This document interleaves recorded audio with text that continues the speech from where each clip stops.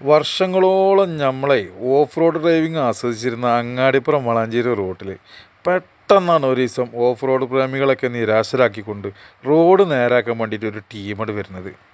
എന്തായാലും നമ്മളെ റോഡ് നന്നായിക്കോട്ടെ എന്ന് കരുതി എല്ലാം ഉള്ളിൽ ഒതുക്കിയിട്ട് ഓൽക്ക് അങ്ങോട്ട് ജയ് വിളിച്ചു.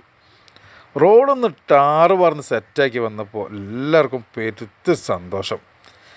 പക്ഷെ പിറ്റേ ദിവസം സുപ്രഭാതം പൊട്ടി വിടർന്നത് ഒരു തലയോട്ടിയും അത് താഴേക്ക് വീഴാണ്ടിരിക്കാൻ 2 എല്ല് കൊണ്ട് തടവും വെച്ച ഒരു ഫോട്ടോയുള്ള ബോർഡും കണ്ടുകൊണ്ടാ. അതിൻ്റെ കൂടെ മലമ്പാമ്പിൻ്റെ പോലത്തെ കുറേ പൈപ്പുകളും.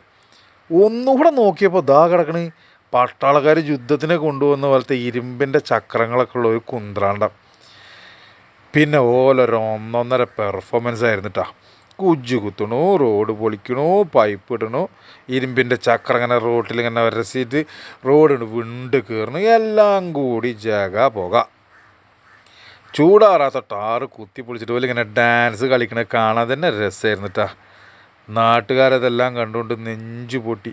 ഒറ്റപ്പെട്ട പ്രതിഷേധങ്ങളൊക്കെ അവിടെ ഇവിടെയൊക്കെ ഉണ്ടായിട്ടോ. പക്ഷെ പണി അങ്ങനെ അതിൻ്റെ ചേലിൽ നടക്കുന്നുണ്ട്. പിന്നെ റബ്ബറൈസർ പണി നടക്കുമ്പോൾ അതൊക്കെ ശരിയായിക്കോളുമെന്ന് ആശ്വസിച്ച് നമ്മളിങ്ങോട്ട് തിരിച്ചു പോരുമ്പോൾ അതാ ഒരു സാധനം നമ്മളെ നോക്കിയിട്ട് ഇങ്ങനെ അങ്ങനെ പല്ലിളിക്കണു.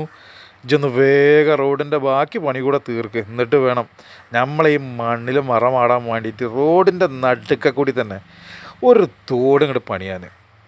ഇതെല്ലാം കണ്ടുകൊണ്ട് ഓഫ് റോഡ് പ്രേമികളുടെ മനസ്സിൽ വീണ്ടും 1000 മഞ്ഞ ലഡ്ഡു ഒരുമിച്ച് പൊട്ടി.